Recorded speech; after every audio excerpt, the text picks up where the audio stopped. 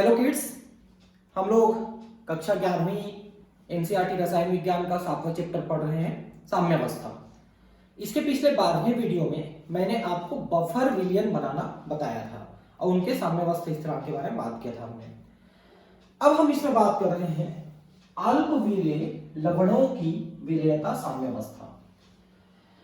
देखिए, किसी भी लवण की, किसी भी ठोस की विलेयता इस बात पे निर्भर करती है कि उसके जो आयन्स हैं उनकी जालक ऊर्जा कितनी है। अगर वो बहुत ज्यादा अधिक है तो उस जालक ऊर्जा के बराबर विलायकीकरण की ऊर्जा या उससे ज्यादा नहीं हो पाती है, क्योंकि आपको पता है कि किसी भी लवण की विलेयता के समय जब वो विलयन में जाता है तो एक ऊर्जा मुक्त होती है जिसे हम विलायकीकरण की ऊर्जा कहते हैं, एंथैल्पी कहते हैं।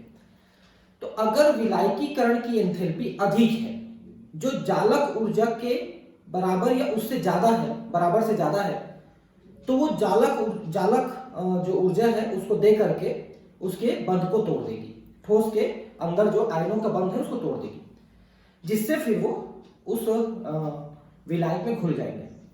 लेकिन अगर जालक ऊर्जा अधिक है और विलायकीकरण की ऊर्जा कम है तो फिर वो जालक बंध जो है वो नहीं टूट पाएगी और वो उस विलायक में नहीं घुल पाएगी। सामान्यतः ये देखा गया है कि जो लवण होते हैं वो ध्रुवीय विलायक जैसे जल इत्यादि में घुल जाते हैं, लेकिन अध्रुवीय विलायक और कार्बनिक विलायक जैसे एल्डिहाइड है, कीटोन है, अल्कोहल है, बेंजीन है, इनमें वो नहीं घुलते हैं। उसके पीछे कारण ये होता है कि जो अध्रुवीय विलायक हैं उनमें उनका जो जालक ऊर्जा को तोड़ने के लिए आवश्यक विलायकीकरण ऊर्जा वो प्रदान नहीं कर पाते हैं। असल में यहाँ पर एक और जो फैक्टर है वो काम करता है और वो है डाई इलेक्ट्रिक कांस्टेंट, मतलब द्विध्रुवी नियतांक। जैसे कि जल का जो डाई इलेक्ट्रिक कांस्टेंट है वो 80 है, 80। इसका मतलब ये है कि जब इसमें हम किसी ठोस को, किसी लवण को डालते हैं तो आयनों के बीच में जो बंध है उसको ये 80 गुना कमजोर कर देता है, जिससे उस बंध को तोड़ना आसान हो जाता है और वो जल में घुल जाते हैं।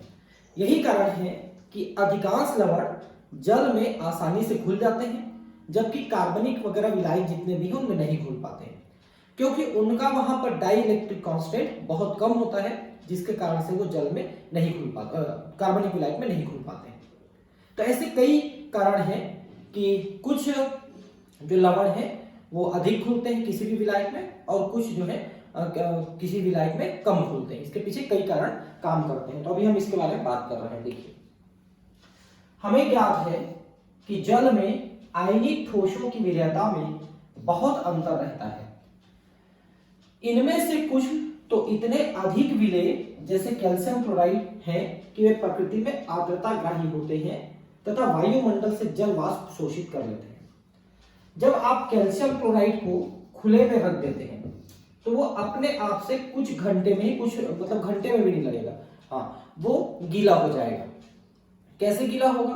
हवा से वो नमी को अवशोषित कर लेता है, मतलब वो आर्द्रताग्राही है, मतलब वो अत्यधिक घुलनशील है, आप ये कह सकते हैं। मतलब जल के साथ उनका जो आकर्षण है वो बहुत ज्यादा है। अगर हम उसको जल में घोलेंगे तो तुरंत घुल जाएगा, इसका ये मतलब है।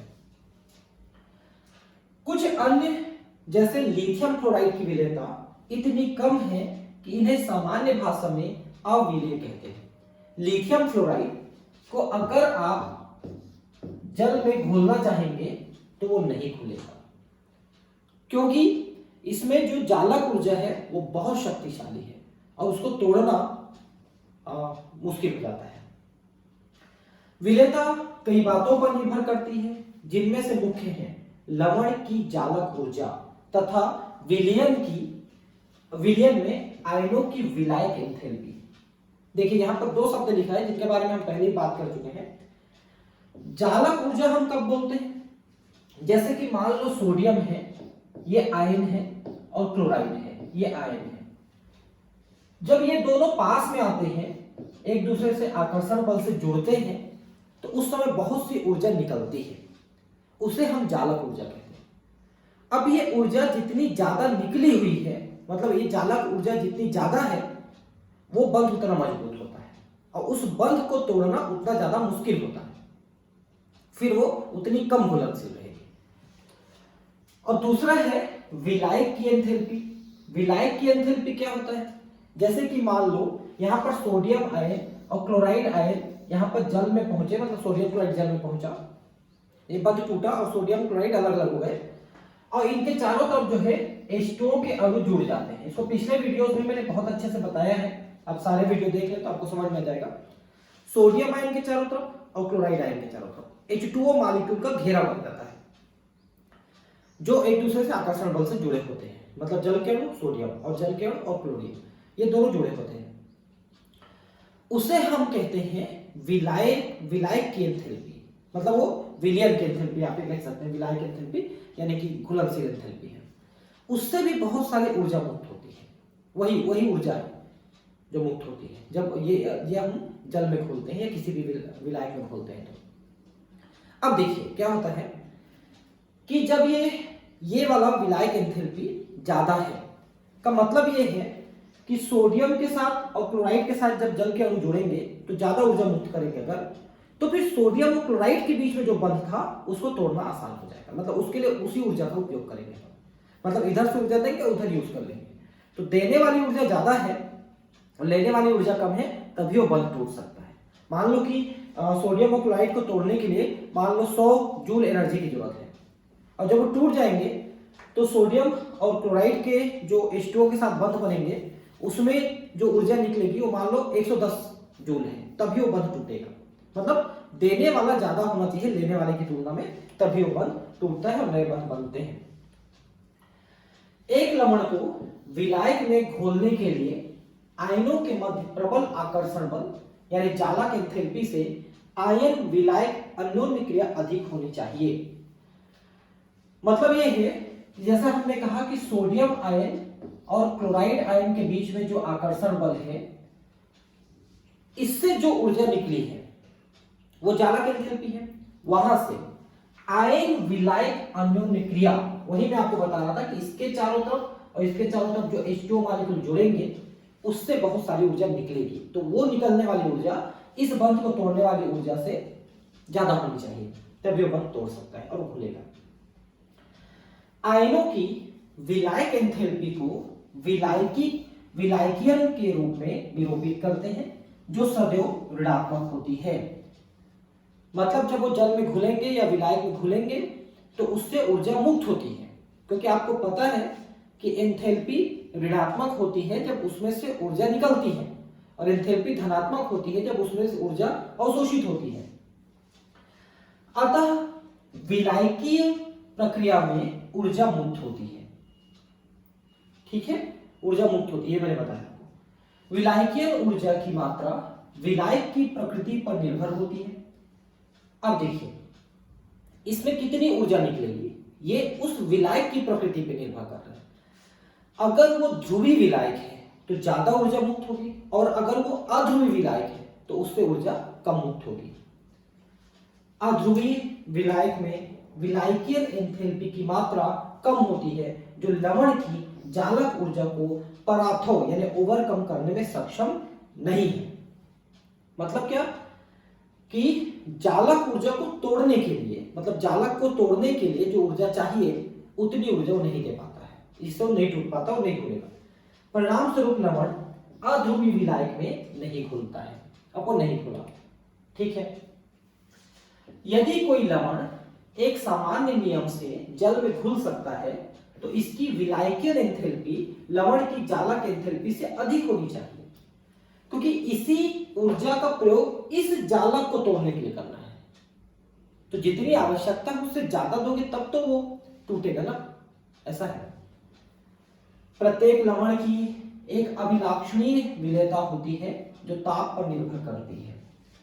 हाँ, इसमें क्या होता है, बहुत बार ऐसा होता है कि हम विलायक का ताप बढ़ा देते हैं तो विलेयता बढ़ जाती है, क्योंकि उससे भी ऊर्जा उनको मिलने लगती है तोड़ने के लिए।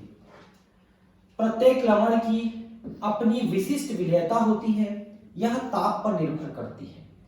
हम इन लवणों को इनकी विलेयता के आधार पर 3 वर्गों में विभाजित कर सकते हैं। 3 प्रकार के लवण हैं। पहला जो ज्यादा विलेय है, दूसरा जो थोड़ा कम विलेय है, और तीसरा जो बिल्कुल कम विलेय है, बहुत कम विलेय है। तो इनकी विलेयता कितनी है?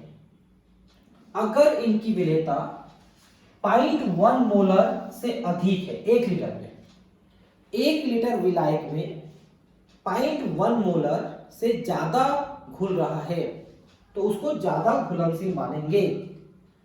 और अगर ये 0.1 से कम लेकिन 0.01 से ज्यादा घुलनशील है तो ये थोड़ा सा कम घुलनशील है, मध्यम घुलनशील है।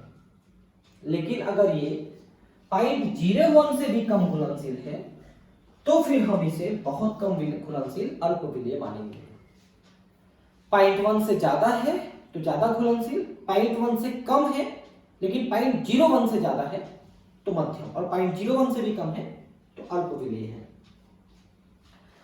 अब हम अन्य विलेय आयनिक लवण तथा इसके संतृप्त जलीय विलयन के बीच साम्यावस्था पर विचार करेंगे। ठीक है, अन्य विलेय आयनिक लवण तथा इसके संतृप्त जलीय विलयन के बीच साम्यावस्था पर विचार करेंगे। मतलब क्या बोल रहे हैं कि आयनिक लवण को आप पानी में घोलना शुरू किए, अब वो जितना घुल सकता है वो घोल दिया आपने, संतृप्त विलयन हो गया, अब अधिक नहीं घुलेगा। अब अगर आप उसमें और विलेय डालोगे तो वहां पर घुलना और वापस क्रिस्टल बनना दोनों जारी रहेगा। समझ रहे हैं? जैसे मान लो इस पानी में आपने नमक घोल दिया, घोलते घोलते देखा कि हाँ अब और नहीं घुल रहा है, तो जो एक्स्ट्रा डाल दिया आपने वो घुलता भी रहेगा और वापस नमक भी बनता रहेगा, मतलब दोनों काम होता रहेगा। आपको ऐसा लगेगा कि नहीं घुल रहा है, लेकिन एक्चुअली घुलने की और वापस नमक बनने की प्रक्रिया एक साथ होते रहती है, जिसको हम साम्यावस्था कहते हैं। तो उसी साम्यावस्था के बारे में यहां पर विचार करेंगे। तो विलेयता गुणनफल स्थिरांक, अब कितना अधिक घुलनशील है उसका गुणनफल उतना ज्यादा होगा, जो ज्यादा घुलेगा उसका गुणनफल ज्यादा होगा। तो गुणनफल का मतलब हम आयनों का गुणनफल लेते हैं, तो घुलेगा मतलब आयनीकरण हो जाएगा और आयनीकरण का गुणनफल ज्यादा होगा। आइए बेरियम सल्फेट सदृश ठोस लवण जो इसके संतृप्त जलीय विलयन के संपर्क में है पर विचार करें। ठीक है, बेरियम सल्फेट आपने लिया, पानी में घोल दिया, जितना घुल सकता है घोला, फिर थोड़ा एक्स्ट्रा घोल दिया, तो घुलने की प्रक्रिया और वापस ठोस बनने की प्रक्रिया एक साथ हो रही है। ठीक है, अब इसे बेरियम आयन है और सल्फेट आयन है। अब साम्यावस्था स्थिरांक के अगर आप निकालना चाहते हो तो इसका सीधा मतलब आपको पता है पहले भी कि जो प्रोडक्ट है उसके भागित आप इस ठोस को आप करोगे। तो देखिए ये प्रोडक्ट है, आयन्स है, इनका गुणनफल भागित बेरियम सल्फेट ठोस, ये इसका साम्यावस्था स्थिरांक है। ठीक है, शुद्ध ठोस पदार्थ की सांद्रता स्थिर रहती है। तो ठोस पदार्थ जितने भी हैं यहाँ पर, मतलब बेरियम सल्फेट की मात्रा जितना भी है उसकी मात्रा स्थिर रहेगी। जैसे मान लो आपने जल में घोलना शुरू किया, मान लो 10 ग्राम तो जल में घुल गया, लेकिन अब 11वां ग्राम या 12वां ग्राम, 2 ग्राम या 3 ग्राम 5 ग्राम और डाल देते हो तो नहीं घुल रहा है, तो वो जो 5 ग्राम आपने एक्स्ट्रा डाला वो हमेशा 5 ग्राम वहां पर रहेगा, वो घुलता भी रहेगा और वापस इकट्ठा होके लवण भी बनता रहेगा। अतः KSP equal to K barium sulphate equal to barium ion और सल्फेट आयन। ये Sp का मतलब है सॉल्युबिलिटी प्रोडक्ट। सॉल्युबिलिटी प्रोडक्ट मतलब गुणनफल, विलेयता गुणनफल। सॉल्युबिलिटी प्रोडक्ट मतलब गुणनफल, इसका विलेयता की गुणनफल, सॉल्युबिलिटी प्रोडक्ट।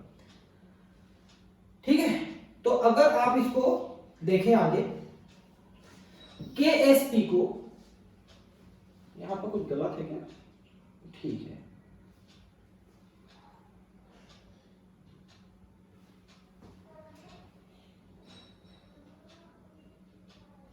ठीक है, हाँ ये क्या लिखा है एक्चुअली ठीक है, थोड़ा सा शॉर्ट कर दिया इसलिए कंफ्यूजन हो रहा है।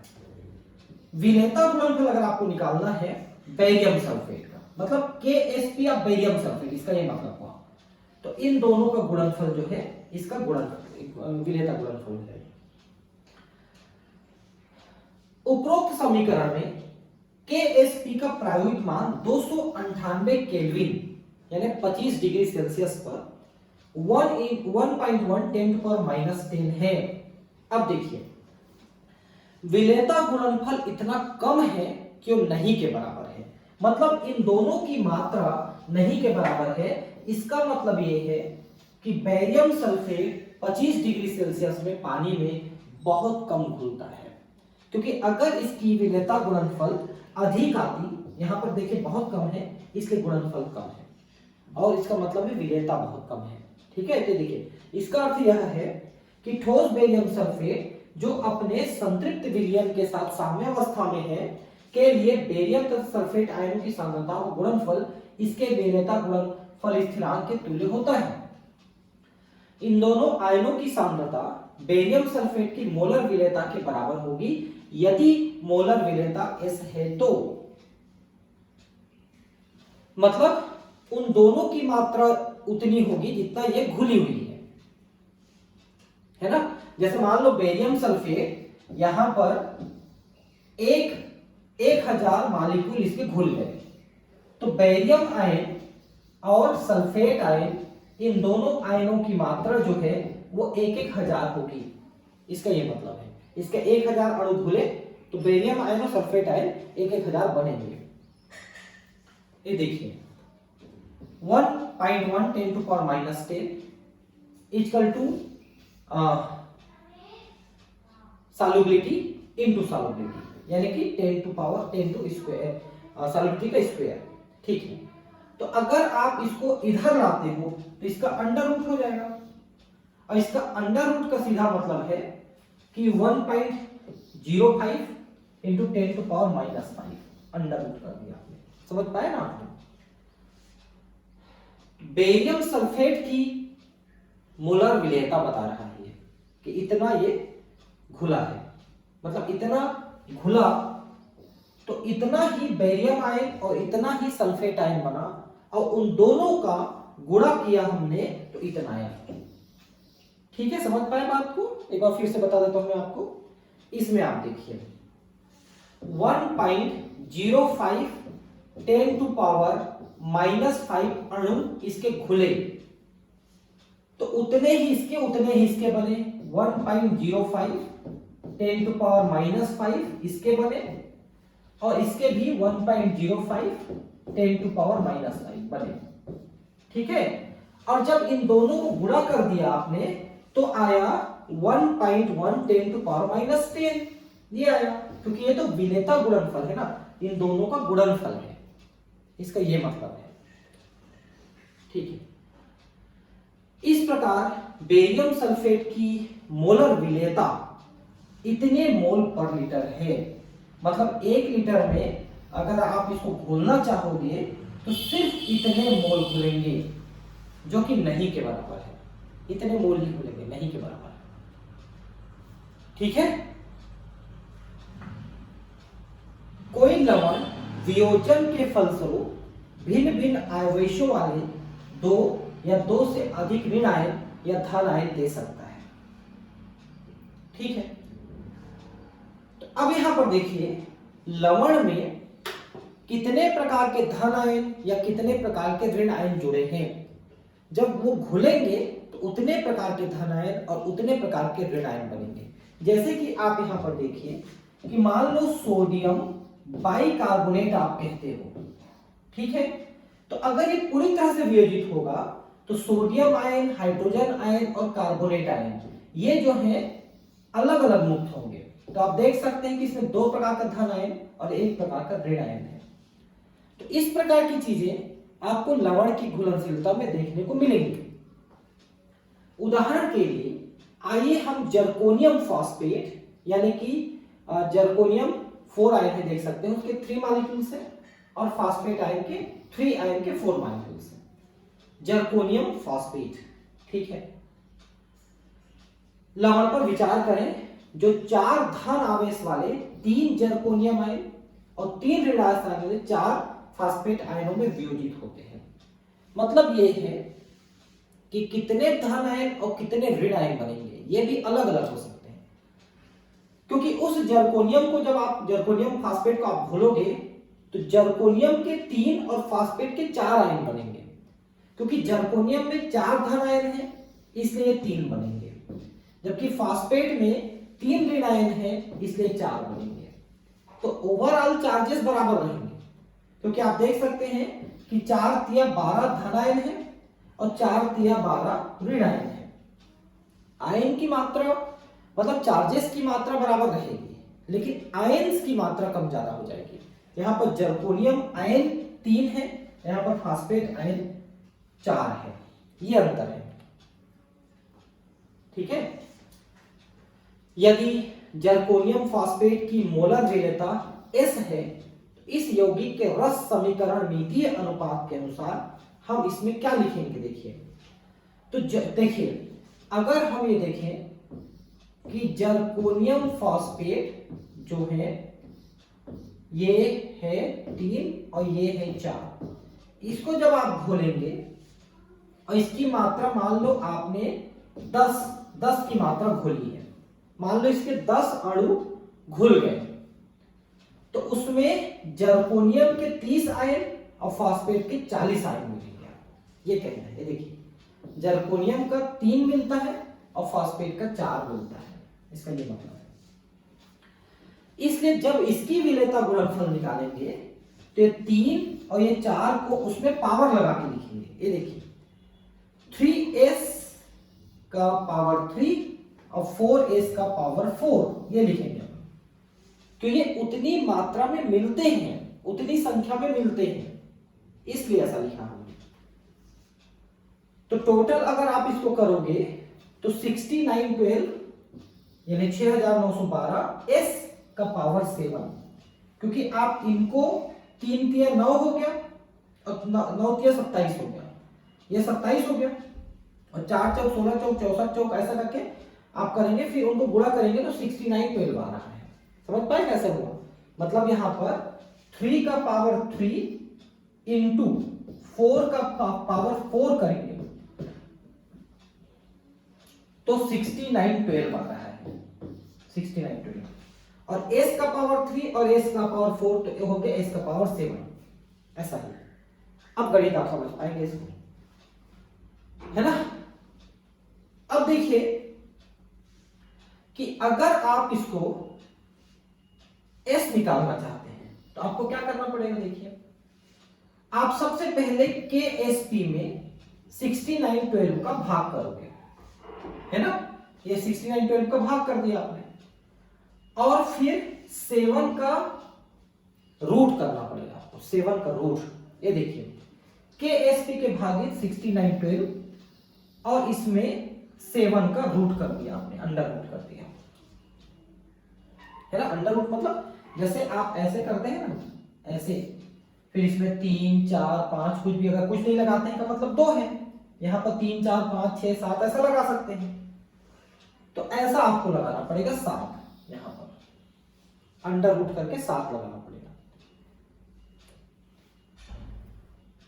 यदि किसी ठोस लवण जिसका सामान्य सूत्र MXP प्लस YXYQ माइनस है, जो अपने संतृप्त विलयन के साथ साम्यावस्था में हो, जिसकी मोलर विलेयता S हो, तो इसकी निम्नलिखित समीकरण द्वारा व्यक्त कर सकते हैं। देखिए एक लवण हमने लिया MX और XY, ये लवण हमने लिया, ठीक है। तो ये चार्जेस बनाएंगे, तो M के मान लो ये X मान लो 10 है तो यहां पर 10 बनेगा ना, ऐसा। मान लो ये 12 है तो यहां पर 12 बनेगा, ऐसा कह रहा है। और जो चार्जेस हैं वो यहां पर लगे रहेंगे, चार्जेस हैं, ठीक है। और यहां पर आप इस बात ध्यान रखेंगे कि इन दोनों का गुणन और इन दोनों का गुणन ये बराबर होगा। ये देखिए XP plus equal to YQ minus, इन दोनों का चार्ज बराबर है। अभी जर्कोनियम आयन में देख भी लिया है आपने, जर्कोनियम फास्फेट में, कि जर्कोनियम फास्फेट में आपने क्या देखा कि यहां पर जर्कोनियम का 4 धन आयन इसलिए 3 है और फास्फेट में 3 ऋण आयन इसलिए 4 है, तो दोनों का के बराबर 12 12 हो गए, 12 धन और 12 ऋण हो गए चार्जेस, वही तो मैं बता रहा हूँ आपको। तो उसी को यहां पर कह रहा है, देखिए कि धन आवेश और ऋण आवेश इनकी मात्रा बराबर रहेगी। इसका विलेयता गुणनफल स्थिरांक क्या रहेगा? तो इसमें एम पी प्लस के कितने आयन और एक्स क्यू माइनस के कितने आयन, इनका गुणनफल हो जाएगा, है ना। तो ये एस हो जाएगा, एस की मात्रा, है ना, ऐसा है। अब यहां पर एक्स और वाई को गुणा कर दो पावर लगा के, और एस के पावर एक्स प्लस ये वाला स्टेप आपको समझ में आ रहा है कि नहीं पता नहीं, मैं एक बार फिर से बता देता हूं। देखिए इसको अगर आप एक्सटेंड करते हो तो क्या लिखाएगा पता है, x का पावर x और s का पावर x, और इसको एक्सटेंड करोगे तो y के पावर y और s का पावर y, ये दो हो गए। अब x के पावर x और y के पावर y, ये तो ये सभी गुणन है ना, सभी गुणा है, तो हम इनको एक जगह इकट्ठा करते हैं। तो x के पावर x और y के पावर y ये गुणा हो गए। इसके साथ s के पावर x और s के पावर y ये दोनों जुड़ जाएंगे। मान लो ये 10 है और ये 12 है, तो दोनों करके 22 हो जाएंगे ना, s के पावर 22, ऐसा हो जाएगा। फिर इसको हम इधर ले आते हैं, KSP की तरफ ले आते हैं, तो अपान हो जाएगा, देखिए अपान हो गया, है ना। और अगर आप s निकालना चाहते हैं तो इसको अंडर रूट में चढ़ाना पड़ेगा आपको, ये देखिए अंडर रूट में चढ़ा दिया 1/10 टू पावर, मतलब इसको ऐसा कर दिया, ऐसा ऐसा करके उसमें x प्लस y ऐसा हुआ है, अंडर रूट किया आपने। यहां पर भी गणित थोड़ी सी आपको समझनी पड़ेगी कैसे हुआ है। इसको हटाने के लिए आपको इधर उसका अंडर रूट करना पड़ेगा, मतलब ऐसे करके सीधा सीधा इसमें अंडर रूट कर दिया। जैसे मान लो ये 10 था और ये 12 था तो 22 हुआ ना, तो ये 22 का अंडर रूट रहेगा, और उसको आपको कैलकुलेट करना पड़ेगा। समीकरण में जब एक या अधिक स्पीशीज की सांद्रता उसकी साम्यावस्था सांद्रता नहीं होती है, तब KSP को QSP से व्यक्त किया जाता है। अब फिर से बात पढ़िए, जब एक या अधिक स्पीशीज की सांद्रता उनकी साम्यावस्था सांद्रता नहीं होती है, तब KSP को QSP से व्यक्त किया जाता है। मतलब यह है कि साम्यावस्था में जितनी होनी चाहिए सांद्रता उतनी सांद्रता अभी नहीं है, तो फिर सॉल्युबिलिटी प्रोडक्ट कांस्टेंट को QSP से व्यक्त किया जाता है, क्योंकि अभी वो पूरी तरह से सांद्र विलयन नहीं बना है, उसकी सांद्रता पर्याप्त नहीं हुई है उस आयन की। इसको आगे की इकाइयों में हम देखेंगे। स्पष्ट है कि साम्यावस्था पर KSP QSP होता है, क्योंकि साम्यावस्था स्थापित नहीं हुआ है, अभी कम है, तो हम उसको QSP से व्यक्त कर रहे हैं, और साम्यावस्था आ जाने पर हम उसको KSP कहते हैं। तो साम्यावस्था पर दोनों बराबर हो गए, ये कहना है। आप QSP को बढ़ाते गए तो एक समय होगा कि वो KSP के बराबर हो जाएगा, ये कहना है, क्योंकि हमेशा QSP शुरू में कम रहता है, धीरे धीरे बढ़ाओगे तो KSP के बराबर हो जाएगा, ऐसा है। किंतु अन्य परिस्थितियों में यह अवक्षेपण या विलयन प्रक्रियाओं का संकेत देता है। मतलब यह है कि अगर साम्यावस्था स्थापित होने के बाद और ज्यादा सांद्रता बढ़ा दोगे तो अवक्षेप बन जाएगा, मतलब वो नहीं खुलेगा, घुलता भी रहेगा लेकिन वापस अवक्षेपित होता रहेगा। और अगर साम्यावस्था से कम सांद्रता रखते हो तो घुलता रहेगा और वहां पर साम्यावस्था स्थापित होते रहेगी। सारणी में 298 केल्विन पर कुछ सामान्य लवणों के विलेयता गुणनफल स्थिरांकों के मान दिए गए हैं। देखिए ये है सारणी, यहां पर देखिए सिल्वर ब्रोमाइड का बहुत कम है, आप देख सकते हैं 5 × 10⁻³ ठीक है। सिल्वर कार्बोनेट का भी कम है। सिल्वर क्रोमेट Ag2CrO4 ये कम से ज्यादा की ओर जा रहा है, ध्यान रखेंगे, ये ज्यादा होते जा रहा है ना। Silver chloride, iodide, silver sulphate, aluminium hydroxide, barium chromate barium fluoride, barium sulphate, calcium carbonate, calcium fluoride, calcium hydroxide, calcium oxalate है ये कैल्शियम ऑक्सिलेट है, C2O4 ऑक्सिलेट होता है। उसके बाद कैल्शियम सल्फेट है।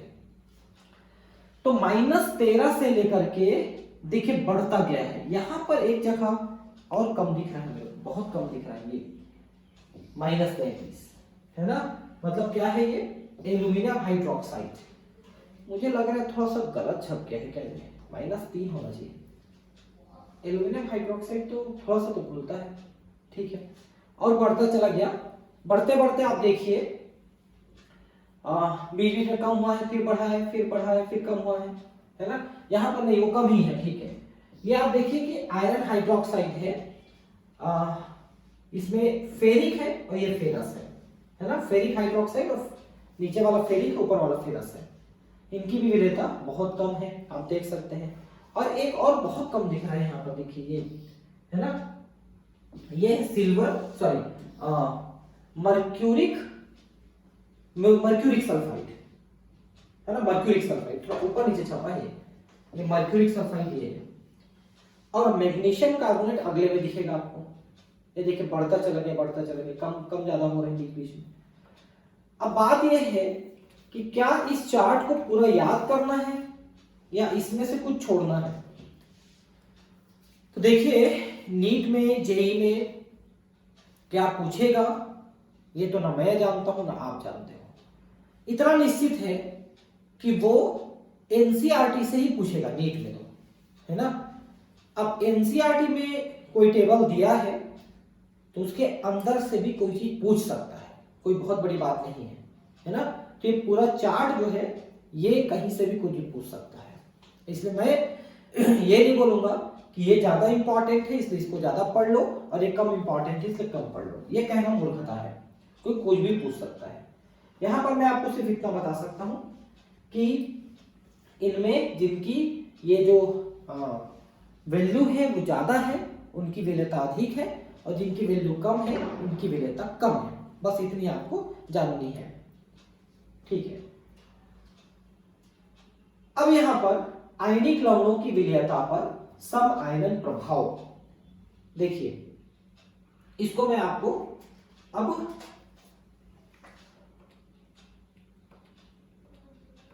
नेक्स्ट क्लास में पढ़ाऊंगा।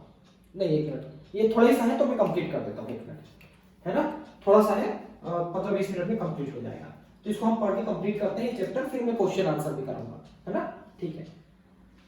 सम आयनन प्रभाव का क्या मतलब है, देखिए जैसे कि मान लो आपने किसी विलायक में 2 प्रकार के लवण डाले हैं, 2 प्रकार के लवण है ना, उन दोनों लवण में से एक ऐसा आयन रिलीज होगा जो दोनों से एक जैसा होगा। मान लो कि आपने बैरियम सल्फेट और कैल्शियम सल्फेट डाल दिया, सपोज कि आपने बैरियम, एक मिनट, मान लो जल में आपने बैरियम सल्फेट और कैल्शियम सल्फेट डाल दिया, देखिए ठीक है। तो बैरियम सल्फेट जब डिसॉल्व होगा तो बैरियम आयन और सल्फेट आयन, कैल्शियम भी डिसॉल्व होगा, कैल्शियम आयन और सल्फेट आयन। तो इन दोनों ने एक जैसा आयन यहां पर दिया, सल्फेट आयन, सल्फेट आयन दिया दोनों ने, उन दोनों को एक ही में घोला हुआ और दोनों ने एक जैसा आयन दिया, कोई भी एक आयन एक जैसा दिया, तो इसे हम कहते हैं सम आयनन प्रभाव। अब इसका क्या प्रभाव होगा, देखिए अब प्रभाव यह होगा कि आयन की मात्रा ज्यादा बढ़ रही है किसी आयन की तो वो कम होना चाहेगा, कम होना चाहेगा, एक लिमिट से ज्यादा नहीं हो सकता वो, तो फिर वो किसी दूसरे आयन से, किसी भी एक आयन से जुड़ करके वापस वो ठोस अवस्था बन जाएगा। अब बात यह है कि यहां पर बैरियम आयन भी है, ठीक है, और कैल्शियम आयन भी है। देखिए अब यह हुआ कि सल्फेट आयन ज्यादा हो गए, तो सल्फेट आयन क्या करेंगे, इनसे या इनसे जुड़ करके वापस या तो ये बनाना चाहेगा या ये बनाना चाहेगा। अब क्या बनाएगा, क्या बनाएगा, जिसकी घुलनशीलता कम रहेगी वो बनेगा। तो मान लो यहां पर बेरियम सल्फेट की घुलनशीलता कम है, तो फिर ये सल्फेट आयन बेरियम के साथ जुड़ के अधिकतम बेरियम सल्फेट बनाएगा और अपनी कम मात्रा कर लेगा, वो कम मात्रा हो जाएगी उसकी। तो कहने का मतलब ये है कि सम आयनन प्रभाव का प्रभाव ये है कि वो आयन किसी भी दूसरे आयन से जुड़ करके वापस वो ठोस अवस्था बना लेती है, और किसके साथ जुड़ेगी? जिसकी विलेयता कम होती है, विलेयता गुणनफल कम होती है, उसके साथ जुड़ेगी और उसकी घुलनशीलता और कम हो जाती है। मतलब बेरियम सल्फेट पहले ही कम घुला था, लेकिन अब वो और ठोस अवस्था में बदल गया, मतलब उसकी घुलनशीलता और कम हो गई, ये मतलब है। मतलब जो पहले से ही कम घुला था उसी के ऊपर और कुठाराघात हुआ कि तुम ही जाओ और लेके निकलो, क्योंकि तुम घुलना भी नहीं चाहते थे, इसलिए हम तुमको और दे जा मत घुल, ऐसी तैसी करा, इस टाइप का बात हुआ। ठीक है। ली शिताइलिए सिद्धांत के अनुसार यह आशा की जाती है कि यदि किसी लवण विलयन में किसी एक आयन की सांद्रता बढ़ाने पर आयन अपने विपरीत आवेश के आयन के साथ संयोग करेगा तथा विलयन से कुछ लवण तब तक अवक्षेपित होगा जब तक एक बार पुनः KsP QsP ना हो जाए। मतलब ये है कि शुरू में जो विलेयता हुई थी उस आयन की मात्रा, जैसे मान लो आपने बेरियम सल्फेट कैल्शियम सल्फेट डाला, दोनों को अलग अलग डालते तो मान लो 50-50 आयन होने चाहिए थे, अब दोनों को एक साथ डाल दिए 100 हो गए तो वापस 50 निकल जाएगा। इसका मतलब ये है यदि किसी आयन की सांद्रता घटा दी जाए तो कुछ और लवण घुलकर दोनों आयनों की सांद्रता बढ़ा देंगे। हाँ, जैसे हमने कहा कि सल्फेट आयन बढ़ गया तो वापस वो अवक्षेपित हो गया, लेकिन मान लो आप सल्फेट आयन या कैल्शियम आयन को हटा लेते हैं तो वो और अधिक घुल जाएगा, उसकी घुलनशीलता और बढ़ जाएगी, ऐसा है। तो फिर KsP हो जाएगा। यह विलेय लवणों के लिए भी लागू है, सिवाय इसके कि आयनों की उच्च सांद्रता के कारण QsP व्यंजक में मोलरता के स्थान पर हम सक्रियता का प्रयोग करते हैं। ठीक है, क्योंकि जब QsP लिखते हैं आप तो साम्यावस्था नहीं है ना वहां पर, इसलिए हम मोलरता की जगह वहां पर सक्रियता एक्टिविटीज का प्रयोग करेंगे। इस प्रकार सोडियम क्लोराइड के संतृप्त विलयन में HCl के वियोजन से प्राप्त क्लोराइड आयन की सांद्रता बढ़ जाने के कारण सोडियम क्लोराइड का अवक्षेपण हो जाता है। मतलब क्या है कि सोडियम क्लोराइड घुला हुआ है कहीं पर, अब आप उसमें HCl डाल दीजिए तो HCl से भी क्लोराइड निकलेगा, तो HCl की घुलनशीलता ज्यादा है, इसलिए क्लोराइड जो है H के साथ नहीं जुड़ के सोडियम के साथ जुड़ के अवक्षेपित होगा। समझ रहे हैं बात को? HCl ज्यादा घुलता है इसलिए उसको क्लोराइड तो देगा ही देगा वो। अब लेने वाला चाहिए तो जो कम घुलेगा वो लेगा, तो सोडियम क्लोराइड लेगा। समझ पाए ना बात को? सोडियम क्लोराइड घुला है, उसमें HCl डालोगे तो सोडियम क्लोराइड निकल जाएगा, क्योंकि उसकी घुलनशीलता कम है। इस विधि से प्राप्त सोडियम क्लोराइड बहुत ही शुद्ध होता है। अब इस तरह से सोडियम क्लोराइड निकालेंगे तो ज्यादा शुद्ध मिलेगा। इस प्रकार हम सोडियम अथवा मैग्नीशियम सल्फेट जैसी अशुद्धियां दूर कर लेते हैं। मान लो आपको ये लग रहा है कि सोडियम क्लोराइड का जो आपको दिया गया है पाउडर वो अशुद्ध है, उसमें मान लो सोडियम या मैग्नीशियम सल्फेट अशुद्धि है, तो आप उसको घोल दीजिए पानी में, फिर ऊपर से HCl डाल दीजिए, तो सोडियम क्लोराइड शुद्ध रूप में अवक्षेपित होगा, फिर उसके जो अशुद्धियां हैं वो वहीं पर घुली रह जाएंगी। भारात्मक विश्लेषण में किसी आयन को बहुत कम विलेयता वाले उसके अल्प विलेय लवण के रूप में पूर्ण रूपेण अवक्षेपित करने में भी सम आयनन प्रभाव का प्रयोग किया जाता है। ठीक है, अब मान लो कोई लवण है जिसकी घुलनशीलता बहुत कम है, उसके शुद्ध रूप को निकालने के लिए उसको पहले घोल देते हैं, फिर उससे ज्यादा घुलनशील को डाल देते हैं वही आयन देने वाले को, तो वो उसको अवक्षेपित कर देता है। जैसे आपने सोडियम क्लोराइड में HCl डाला वैसा। इस प्रकार भारात्मक विश्लेषण में मतलब विश्लेषण समझते हैं ना, एनालिटिकल केमिस्ट्री में पढ़ते हैं इसको। ठीक है, इसमें सिल्वर आयन का अवक्षेपण सिल्वर क्लोराइड के रूप में, फेरिक अम्ल का अवक्षेपण फेरिक हाइड्रोक्साइड के रूप में तथा अवक्षेपण बेरियम आयन का बेरियम सल्फेट के रूप में कर सकते हैं। देखिए, मान लो आप सिल्वर क्लोराइड घोल रखे हो, ठीक है, सिल्वर क्लोराइड।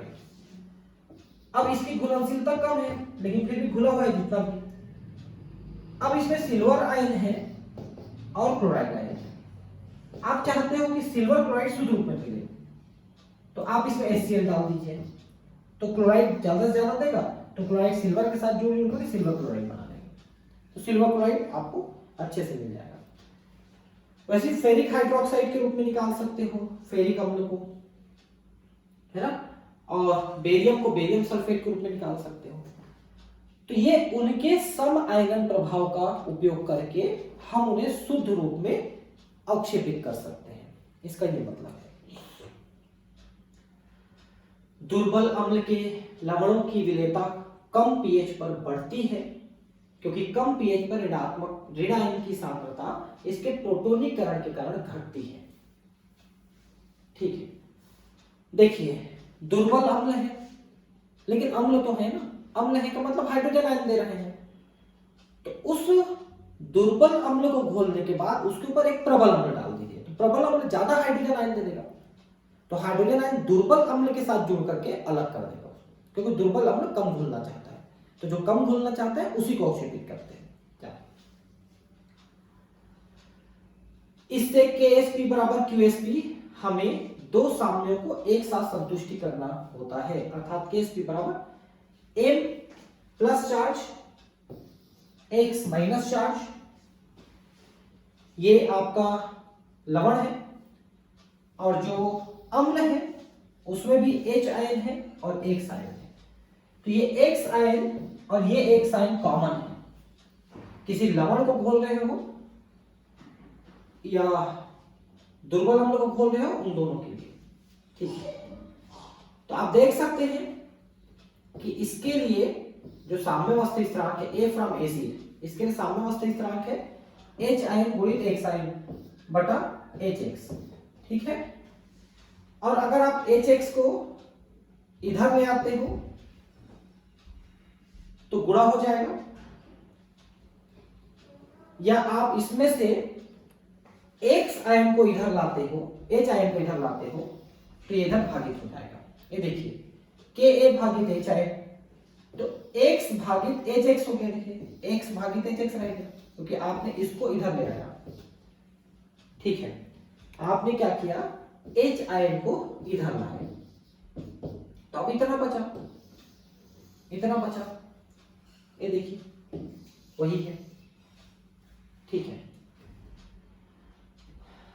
अब दोनों तरफ का व्युत्क्रम लिया, व्युत्क्रम लिया मतलब पलट दिया, x बटा hx था उसको hx बटा x कर दिया, और इधर ka बटा h था उसको h बटा ka कर दिया, ठीक है। अब दोनों साइड में हम एक से इसको जोड़ देते हैं, एक को जोड़ देते हैं, एक जोड़ोगे तो hx प्लस x बटा x हो जाएगा, h आयन धन के a बटा के a हो जाएगा, ठीक है। ये आपको एक फार्मूला मिल रहा है, आगे और इसको देखते हैं। पुनः व्युत्क्रम लेने पर हमें प्राप्त होगा, अब इनका हम व्युत्क्रम लेंगे, इसको ऊपर कर देंगे, इसको नीचे कर देंगे, इसको ऊपर कर देंगे, इसको नीचे कर देंगे, दोनों साइड का। तो x बटा hx plus x ion equal to k a बटा h ion plus k a, ये देखिए वही लिखा है। यह देखा जा सकता है कि pH घटने पर F भी घटता है, और यही F है जो हमको अभी मिला है, ठीक है। F यदि दी गई pH पर लवण की विलेयता S हो, तो ये आपकी, एक मिनट, ठीक है, KSP equal to S FS, वो पूरे उस फार्मूले में रखा है, इसको इस पूरे फार्मूले में रख दिया है इसको, ठीक है।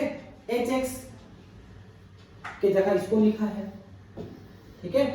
S स्क्वायर K स्क्वायर, इनको आप कॉपी में लिखेंगे ना तो आप ठीक से समझ पाएंगे। यहाँ पर थोड़ा सा छोटे जगह पे लिख दिया है, इसलिए आपको ठीक से समझ में नहीं आ पाएगा, है ना।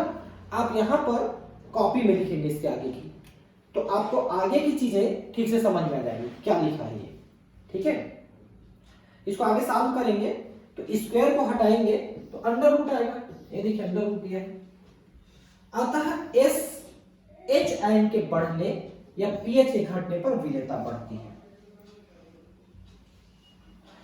कुल मिला के ये मतलब है जी कि सम आयनन प्रभाव का ये इफेक्ट होता है कि अगर एक जैसे दो आयन रिलीज, एक जैसे आयन को दो अम्लों ने या दो लवण ने या एक अम्ल एक लवण ने रिलीज किया तो एक की विलेयता कम हो जाती है, वो अवक्षेपित हो जाएगा, ठीक है।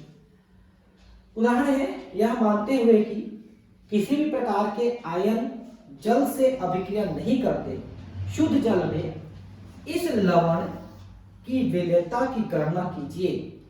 इसका विलेयता गुणनफल Ksp दिया है 1.1 10⁻⁻23, बहुत कम विलेयता है, ठीक है। फिर भी विलेयता की गणना करना है अपने को, तो मतलब ये है कि ये 2 मिलेगा और ये 3 मिलेगा। इसका मतलब है कि A3 प्लस ये मिल जाएगा 2 और X2 माइनस ये मिल जाएगा 3, ये आएगा इसका। अब आपका आंसर आ जाएगा, देख लीजिए, तब ये दोनों बराबर हो जाएंगे। देख लीजिए यहां पर 3 दूनी 6 धन और 3 दूनी 6 ऋण, ये ऐसा है फार्मूला इसका, ठीक। ये देखिए सेम टू सेम यहां पर लिख दिया है, देखिए एग्जैक्टली, है ना। अब Ksp कैलकुलेट करना है तो इस फार्मूले में रखते जाइए। आपका इन दोनों का जो गुणनफल है इसको दिया है, ठीक है। अब यहां पर इसकी मात्रा 2s हो गई और इसकी मात्रा 3s हो गई, है ना। तो s की मात्रा यहां पर रखना पड़ेगा, तो यहां पर 2s का स्क्वायर और 3s का स्क्वायर, तो 2 2 ने 4 हो गया, 3 3 होती है 27, 27 गुणी 4 108 हो गई, ठीक है। और 10 के s के घात 5, ठीक है। अब इनका बराबर ही ये दिया, ठीक है। तो अब आप उस 10 का इधर भाग करोगे तो 1 का हो जाएगा 11, ठीक है। 1 का हो जाएगा 11, फिर इसमें इधर घटा दोगे तो -25। ये समझ पाए ना कैसे हुआ, 108 से आपने भागित किया इसको। ये जो 108 है इसको आप इधर ले आए, 108 कर दिया आपने, तो s के पावर 5 का ये बराबर हुआ। इसको कैलकुलेट किए तो इतना आया कह रहा है, इसको कैलकुलेट किया, ठीक है। अब देखिए कि s के घात 5 है और ये 25 है, तो अगर आप इसको ऐसे अंडर रूट करके 5 करोगे तो इतना आंसर आएगा, ठीक है। तो यहां पर का कैलकुलेशन आप आसानी से कर सकते हैं, थोड़ा सा कॉपी में करके देखिएगा, थोड़ा बहुत कैलकुलेशन तक आपको आने लगा होगा। एनसीईआरटी में कैलकुलेशन के स्टेप को कम कर देता है, दिक्कत ये है। मैं आगे चल के लाइव क्लास शुरू करने वाला हूं जिसमें कोटा के नोट्स जो हैं, जितने भी बड़े इंस्टीट्यूट उनके नोट्स का स्टडी में कराऊंगा। नोट्स मतलब उसी का नहीं कराऊंगा, मतलब उसी लेवल का कराऊंगा, ठीक है। तो उसको आपको मेंबरशिप में आएगा, लेकिन वो मेंबरशिप लेनी पड़ेगी आपको, वो 300-400 रुपए महीने का खर्चा रहता है उसमें, लेकिन उसमें आपको एवरेज डेली जो है एक वीडियो मिलेगा या लाइव क्लास मिलेगी, क्वेश्चन आंसर मिलेंगे, नीट के क्वेश्चन आंसर मिलेंगे, वो सब चीज में कराने वाला हूँ। तो उसका नोटिफिकेशन मैं आपको दूंगा आगे चल के, आप उसमें मेंबरशिप लेना, तो ज़्यादा खर्चा भी नहीं है और कोटा लेवल के नोट्स से आपको पढ़ाई हो जाएगी। ये एनसीईआरटी क्या है, बहुत सारी चीज़ों को कम कर देता है, ठीक है। अब ये एक आधा और बचा है, सेम के सेम है सब, तो इनको आप करिएगा। मैं इसके बाद क्वेश्चन आंसर आपको कराने वाला हूँ नेक्स्ट क्लास में, ठीक है। मिलते हैं अगले क्लास में, थैंक यू।